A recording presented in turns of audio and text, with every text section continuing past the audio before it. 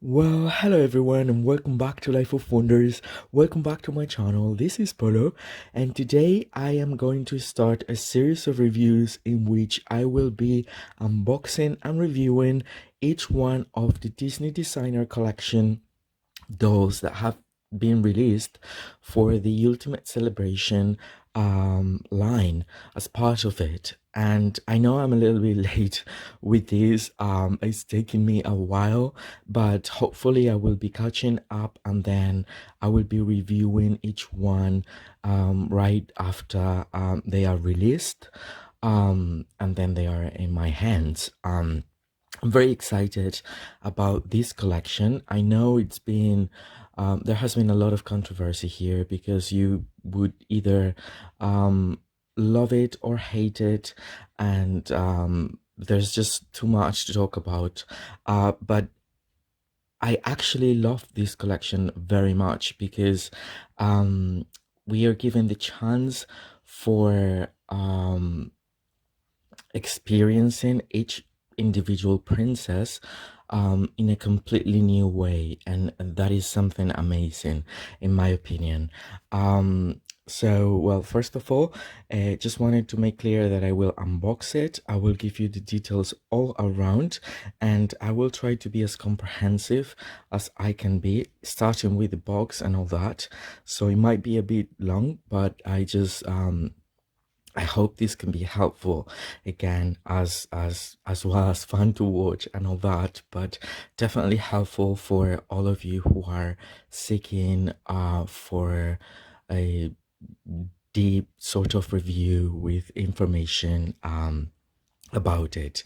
Now, this was the first release, so the first princess, and I think they did great because Jasmine is a princess that has so many fans. So the thing is, the limitation for Jasmine was $9,800, which is a lot, and that might have, I mean, she's not sold out, I think, in Europe. I don't think she is. In the US, by the time I am uploading this, which is like a couple of months, if not like 3 months or something after it was released, it's still available. And so that gives us the feeling that people might not like her as much, but in reality it's also related to having so many more dolls being produced, which in my opinion, I love that move from the Disney store or Shop Disney, because this prevents the secondary market or the reselling sort of process that other resellers were benefiting from, by just getting them all and then reselling them for at least double the price. So these will guarantee that the people that would want to get them for retail price would have a chance, because there are so many, and so the resellers won't be buying them all. And even if they will be buying, and I'm pretty sure they might have found that difficulty, even if they were to buy a lot of dolls, as there are so many and the market will always be like flooded with lots of dolls, they might, well, not, they won't be able to sell it for so much. So that is a way to prevent that, which I think is something that we should be grateful about in terms of being collectors, because I'm just so sick and tired actually of all the people that does that. I mean, their way of living is basically reselling everything limited Disney. I mean, I understand, like, because I've sold things in my life that I wanted to part with, and and even if you, I don't know. I mean, so I've been a seller in a way sometimes, that I was just I needed to save for another piece that I wanted more, or I wasn't just too keen on keeping a certain doll or something like that. But I never saw it as a business as such, and I think it's always taken, especially I've lived and experienced that with the Castle collection. It takes the I don't know, the excitement and the magic of collecting these pieces completely away from the very first moment, because you experience that it's kind of twisted from the beginning, so and you don't have the chance, and there's other people trying to abuse the system, and it's, I don't like it. So I'm actually in favor of Disney having higher releases, even if that makes these pieces less rare. I really don't care. I mean, I'm always very happy that everyone that would want to have them could, to a certain extent. I mean, they're still a bit expensive, um, although for these ones I think it's completely worth it. But anyway, that's that.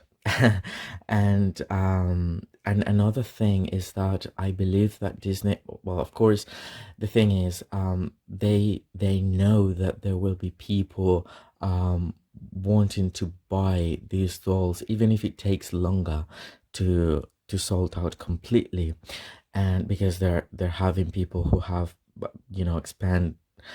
spend double or triple the price with these resellers. So this way, the Disney Store will also profit from it, as opposed to let others profit from that. There might be going on a slight sale, and I think if they go that way, I mean, even if they just take like $20 off, the Disney Store will still benefit from it and profit, and they will sold. I mean, they will sell. I'm pretty sure. Sooner or later.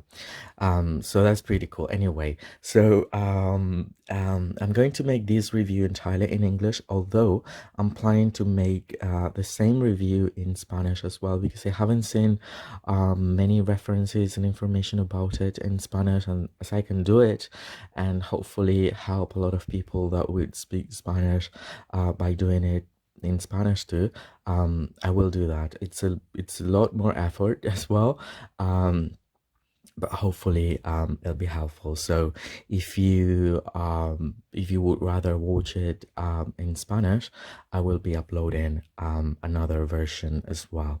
So anyway, here we have the box, and so far the thing is, as I'm recording this a bit late, um uh, I know by now that they have kept it consistent all through the first four releases, and actually Tiana is going to be released in just a couple of weeks or so. So these are the boxes that we will find for the Disney Designer Collection. One thing I might be talking too much, but I just didn't want to leave anything kind of like important to me behind. Um, okay, one thing I want to say about this collection is that, first of all, this is a Disney Designer Collection, right? So just keeping the word designer and its meaning with you, because so many people has been very mm, j- j- um sorry, no, what is the word, very criticizing, because it was kind of like, in their opinion, very, very designer. But I mean, it is in capital letters right here. And we have to also remember, not only we know that it's a designer thing, is that this is a series or a line that has been released after so many other lines that have been carried out before. So it's kind of cool that they keep doing new things, because there was the first designer collection released by Disney Store for 12 or 11 inches dolls were was released in 2011, I think. So just about 10 years ago. And that was the first ever take from the Disney Store for a designer of the princess at the time. And that designer line, it's like a very safe, very true to all the references are actually very linked with the traditional image we have from for each princess, and that collection is still out there.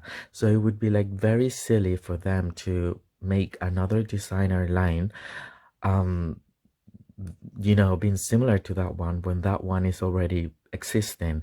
And on top of that, there have been other designer lines which continued after that, like for example the designer fairy tale one that captured classic moments from all the fairy tales, in which they ornamented those gowns and everything and redesigned them, slightly changed as like again super ornamented and deluxe and a little bit designer, although playing safe still.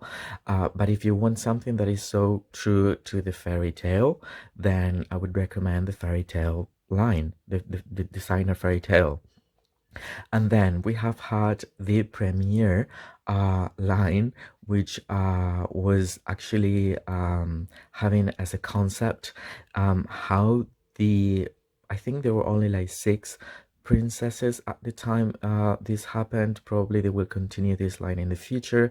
I'm not sure how these princesses would dress, as if they were like going to their own premiere. Like for example, Snow White in the 30s, Cinderella in the 50s, Ariel in the 80s, or Tiana um, in 2010 or so, or 9 or 10 or something like that. So we already have all those, and and also on top of that, we also have the Midnight Masquerade ones, which are like yeah, like a nighttime extravaganza, I would say, as a midnight ball. So I mean, all those plus the individual limited edition ones for that are like 16 inches or so, that normally are I think that with the time they have been designed more true to the original character. The first ones, like for example, the first Belle, Cinderella were a little bit more designer. But anyway, at the end of the day, most of the characters that were released after that are really, I don't know, you can see the references to the movie, and it's just the reimagination that is kind of very close. So now this year is the Ultimate Princess Celebration. The US website is telling us that um, um, that there will be releasing 15 dolls, and then the UK says 12. So there is a possibility that 3 of them might be exclusive to quite possibly to the D23, which has done that before for Midnight Masquerade, etc., etc. So but at least as a normal release we will get 12 of them, and I think that will include all the princess we're familiar with, including Merida, uh, um, Vaiana, or Moana, as well as quite possibly Elsa and Anna individually. So we will see. But right now, I think that after Tiana, they will release Merida, and that will be the first time we see Merida like out of the context of the movie, which I think again it's very special and valuable on its own, and I'm really thankful that we get that chance. Anyway, having said all this, and over 14 minutes already with the video, I will move to the actual, sorry about my finger there. I will show you all the details about everything, okay? So this is like the front of the box. Is quite big. It's similar to, it's actually a similar shape to the Midnight Masquerade for the villains and stuff, although the construction is different and has led a lot of collectors a little bit disappointed, and I will show you why, although I think it's very easily fixable, really. But it has like this hexagonal sort of like shape, and then the two open, well, yeah, the two parts that will flap on the front.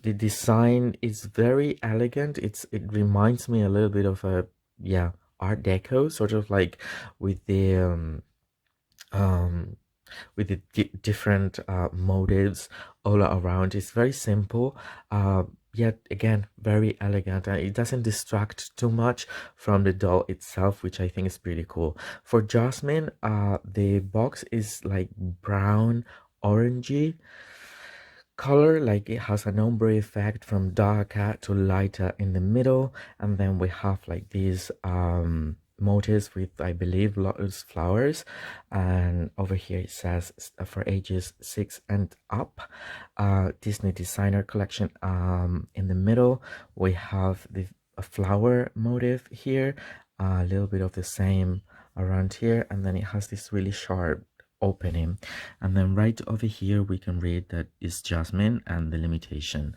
of it. Then on the top, and you can have a peek at the doll, we can read Disney designer collection, and then there is an opening in which we can see Jasmine from the top part.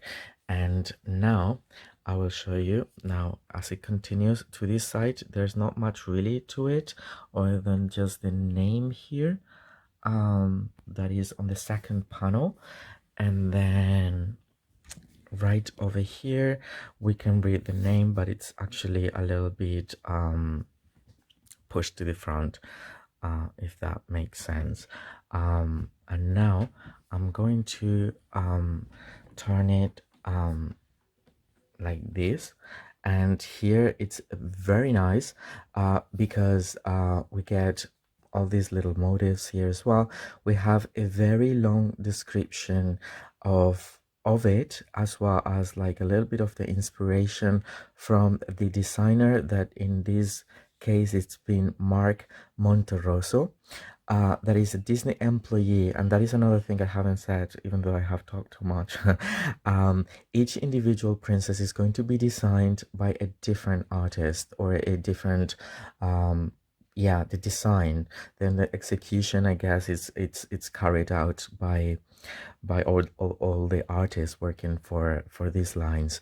So that is very cool, because if you don't like one specific artist outcome, then just need to wait for the next one.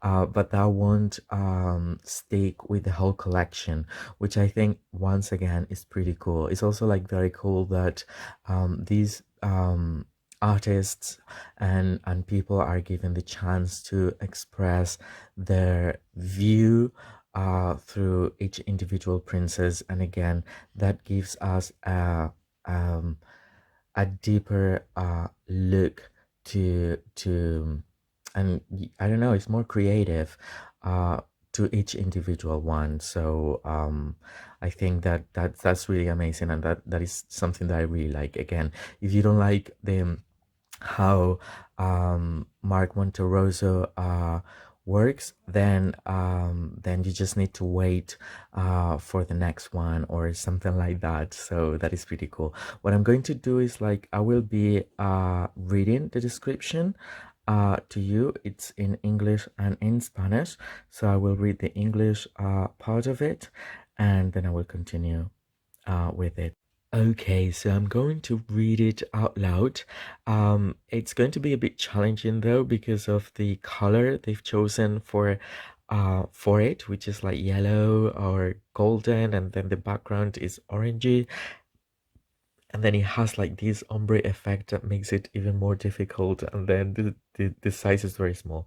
But anyway, I will try my best. I won't be reading it through the phone, but rather by looking at this. Here we can see a picture of Mark, and then there's the description that it's in English, followed by French, and then followed by Spanish, which I think is very cool. And then it's again very comprehensive.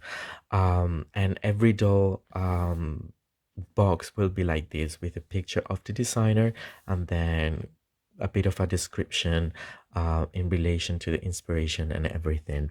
So, Disney Ultimate Princess Celebration, Mark Monterroso. Disney Designer Collection is proud to introduce the Ultimate Princess Celebration, a limited edition monthly series carefully crafted by artists across the Walt Disney Company. Each doll celebrates a Disney princess and the designer inspired by our heroine's story. This one-of-a-kind collection is destined to be a keepsake for fans and collectors alike.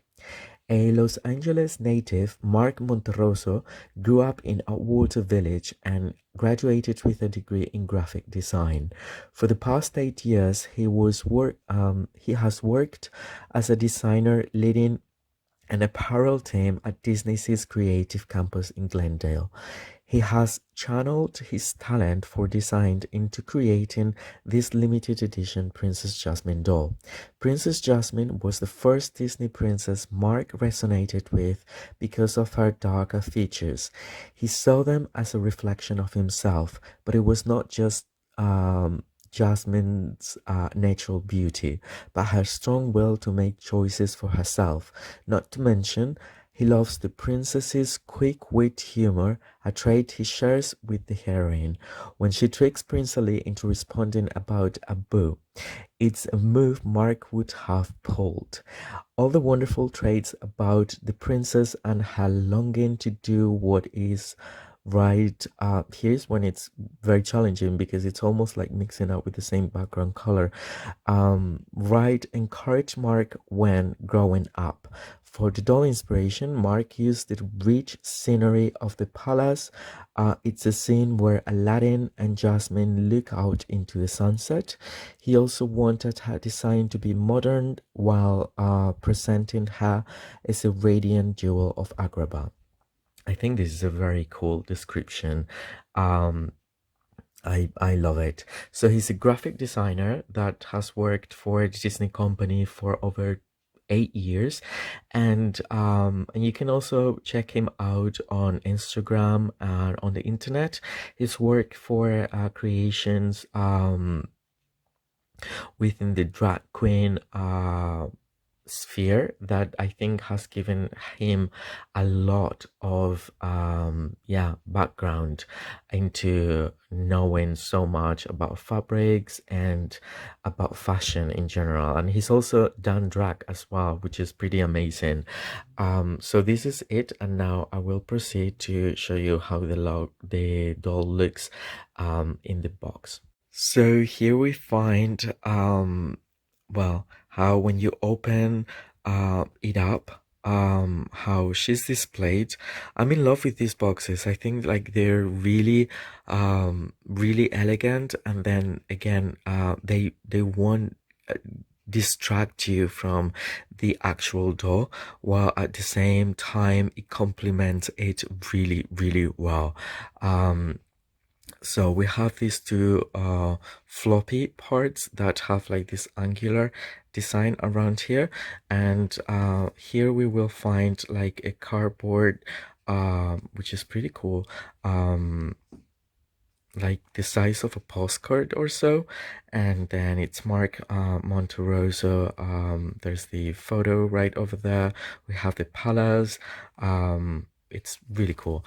And then right over here, I think we have a sketch of the design, and it's inside of this plastic, although I will take it out. Anyway, this is on this side, and then on this other side we have the limited number. Mine is that one from the 9800 edition.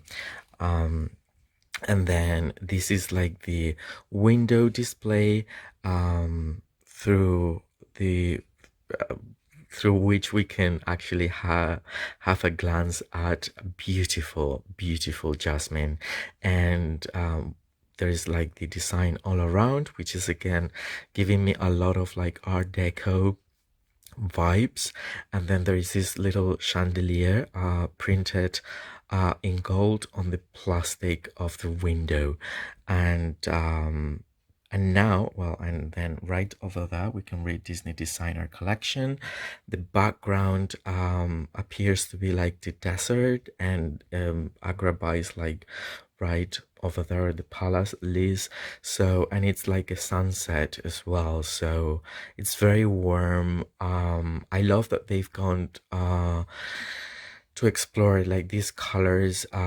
It would appear at first to be like predominantly red, but in reality it's a mix of different colors in an ombre effect that is truly linked to a sunset, in the way that it's like reddish but orangey, pinkish at the same time.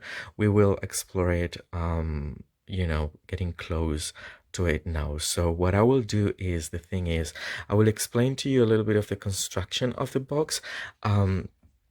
This is a bit different to the previous Midnight Masquerade and also the premiere ones. And the thing that make the thing that is making a lot of collectors a little bit upset is that there are like different parts of the box, but this is like the outer part. It won't just be like the two slits in the front, but also like these plastic around here in which we can read Disney Designer Collection.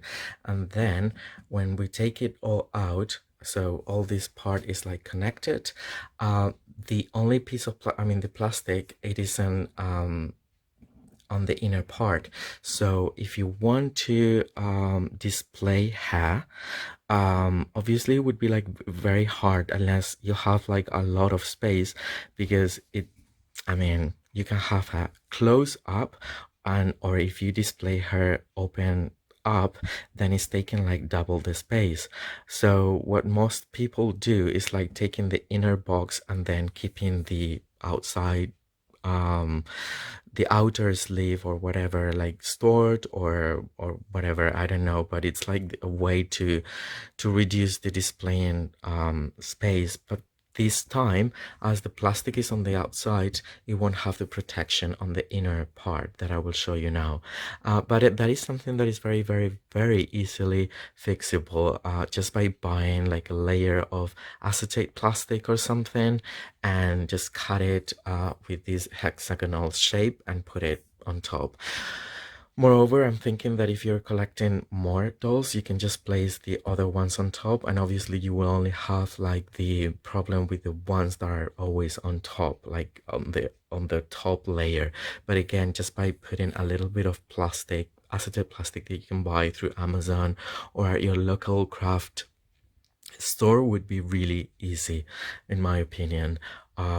So anyway, I will do that, and I have to use my hands. So I will take the outer sleeve and also the window display, so so we can have a look at how she's displayed, and the design on the background and everything. And then I will follow with the unboxing, and I will free her from the box so I can have her out, and then I will give you so many more details that way. Okay, so I've decided that here I will be showing you how the inner box looks, and as you can see, this is the piece that is kind of lacking in terms of protection if you wanted her to be displayed with the inner packaging and also like the window in the front, so she's kind of protected from the dust, and all those things.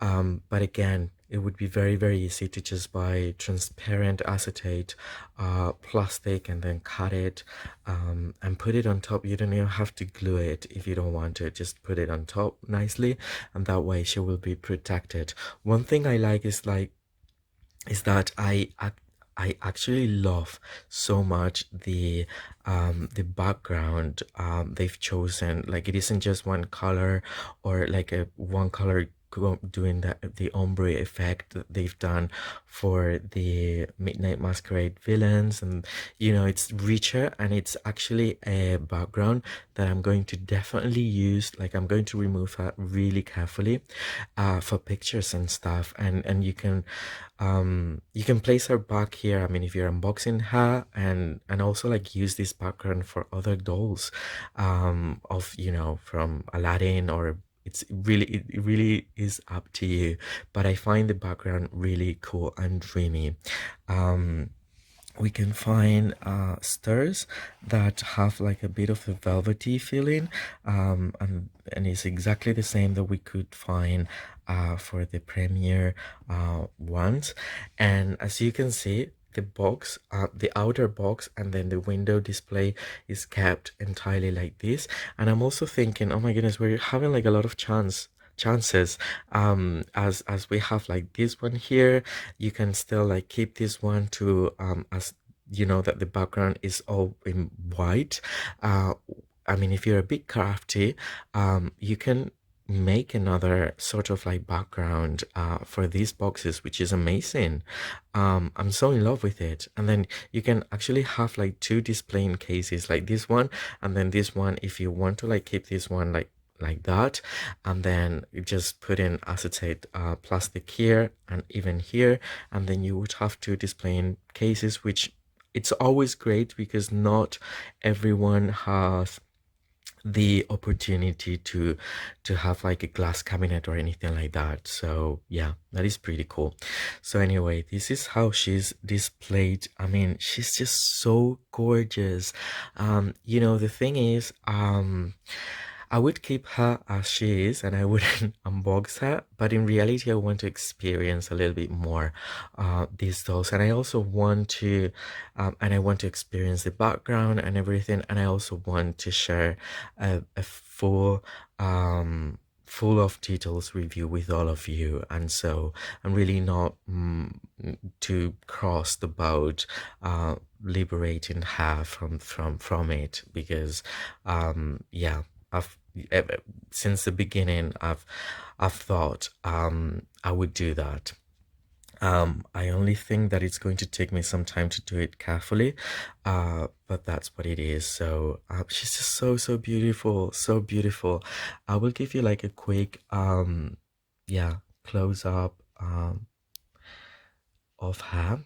Here we can find the hair that it's arranged in this manner with a half up, half down, I think it's called, hairdo with like a braid that I think it's been carried out by doing two different braids and then putting them together in this band shape.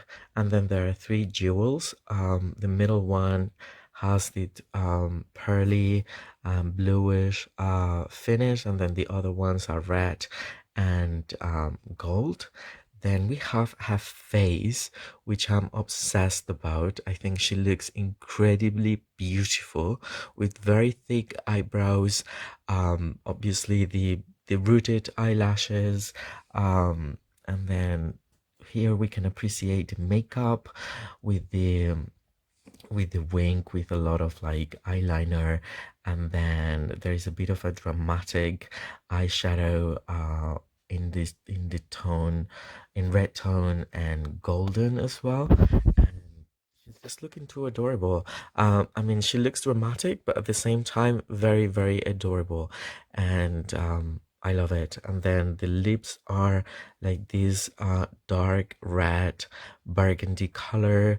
I believe that there is a little bit of like lip liner, I would say, or like the upper lip is darker than the lower one. And then we have the earrings, which are gold.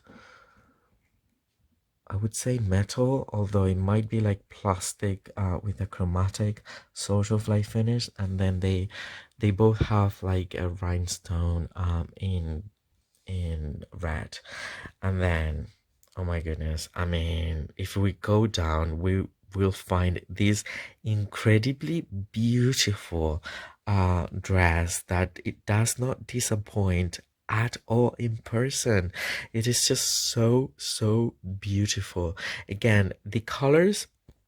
Okay, I'm going to get a little, sorry, with a bit of some distance. Hopefully, is it let me see. Okay, now I mean, there is a lot of play with the materials and the volume and the shape of it, which I think is amazing, and that shows not just the inspiration of the palace, the sunset, and all those things, but the experience that Mark has with in regards to the drag queen designs, and it shows a lot of things here, but it's very beautiful. It has these very poofy sleeves, and then these this very poofy sort of like outer part of the gown.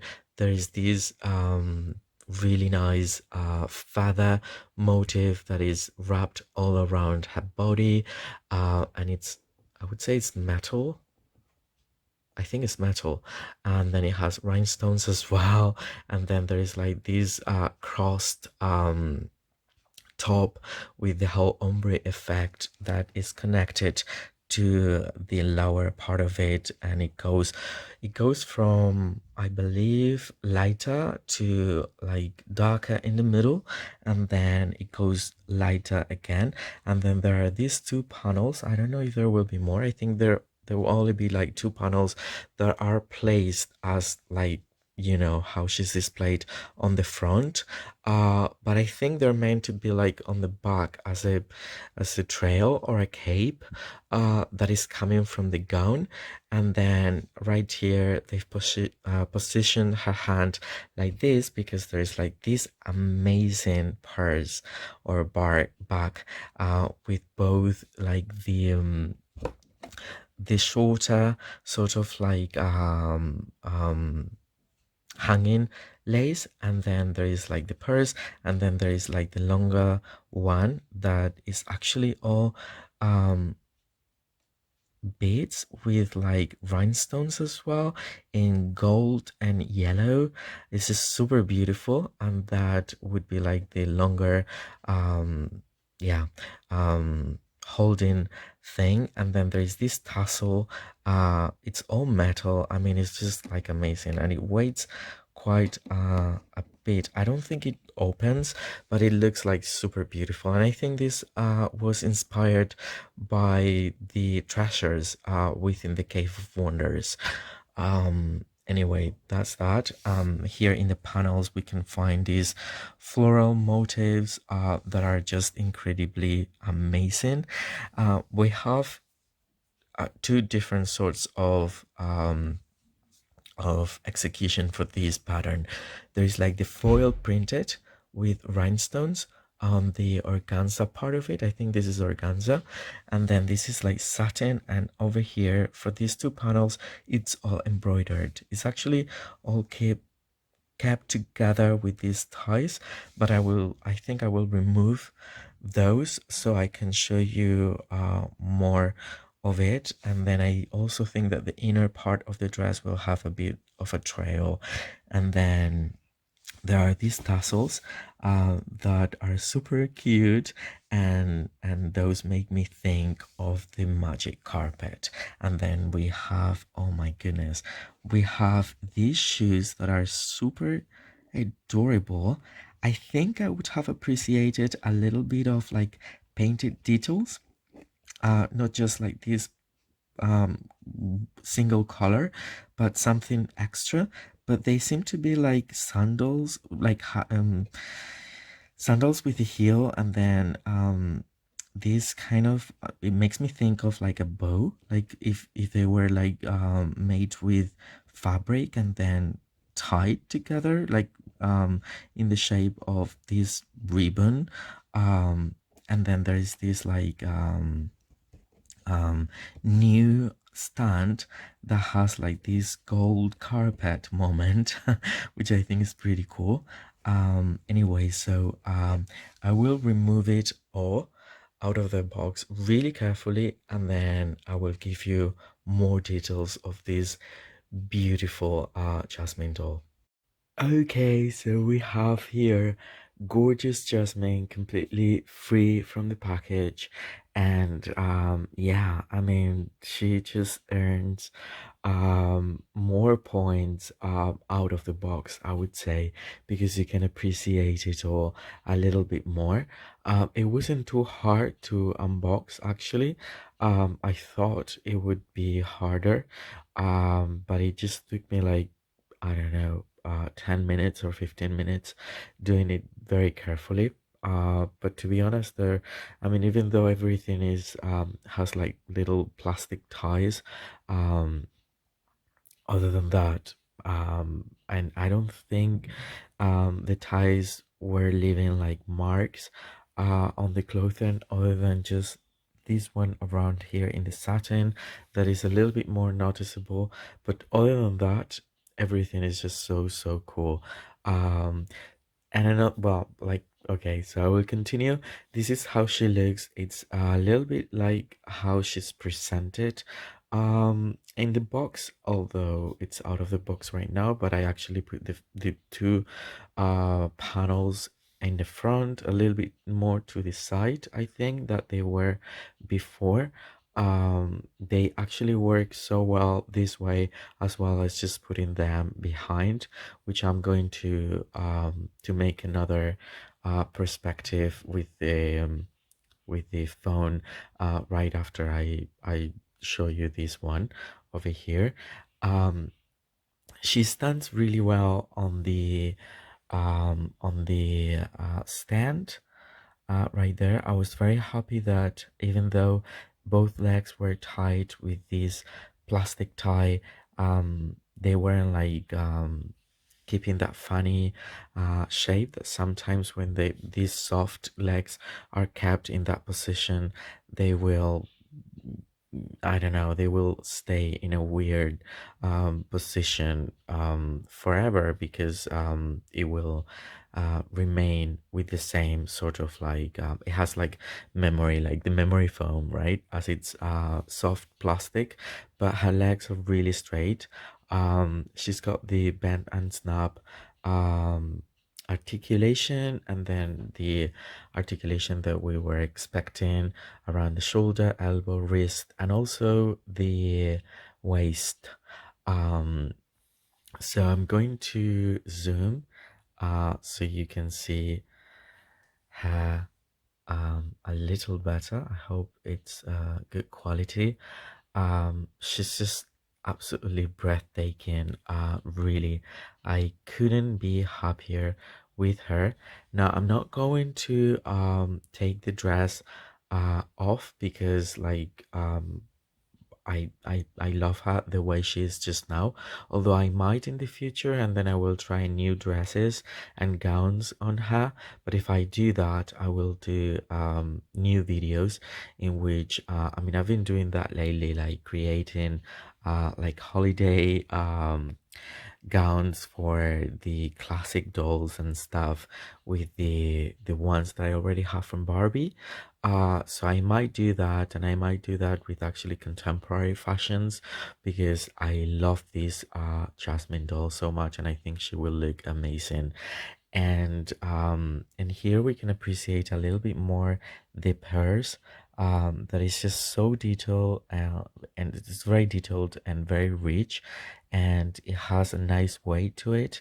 Then here it's very delicate too. I mean, you would have to be careful, because the chains, for example, for from the tassel might get tangled, as it's real metal.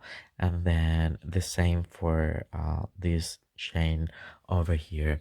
So this is how she looks like out of the box, in a similar position as how she was displayed in the box. Now I want to show you, because here I have the box, so you can appreciate there are like a few cuts and openings that they have to be there. even though they're minimum. But I think that the background is really beautiful. Now I have realized that because I thought there were like dunes from the desert and things like that, but it's actually the sunset. So we have Agrabah at the bottom part here, and then it's just the sky. So when she's displayed in the box, it's like she's like, you know, up in the sky, surrounded by the clouds. And I think it's a really nice background. So these are the stairs that are actually just cardboard, and they can be placed back there. And then obviously Jasmine as well. There's this little opening that could be easily um, it's easy to hide with the stand, but as we insert the stairs, then we can only just see the palace, and then Agrabah is no longer there. So I guess that it's really up to um I don't know, like here you can have like a more of a view, I would say. So this is how it looks. And now what I'm going to do is take like position her look into the other side so I can show you the back of it, and also the trail and the panels and how they look when they are facing, because right now they're not attached to the actual dress, that as you can see has like this sort of like mermaid shape with this lid right here, and then it has like a round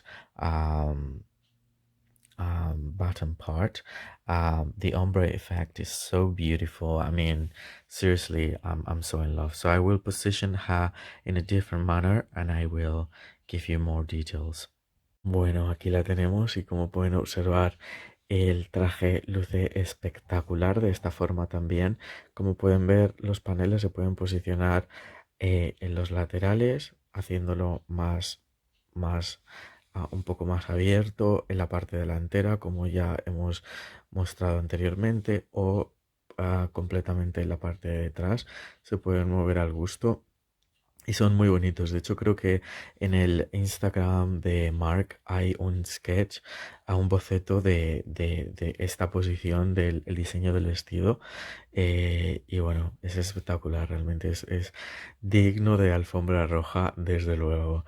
Y luce muy bien. También podemos observar un poco más la caída de la parte de abajo del vestido, que es todo redondo, que de otra forma, de nuevo, estaba como todo con pines muy apretados, que prácticamente no se apreciaba pues es realmente la cola que tiene, porque tiene todo esto.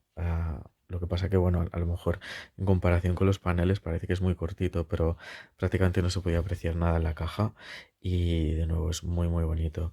En el pelo, pues aquí podemos apreciar cómo luce la parte del moño con las trenzas detrás, que está también muy bonito y muy perfectamente colocado.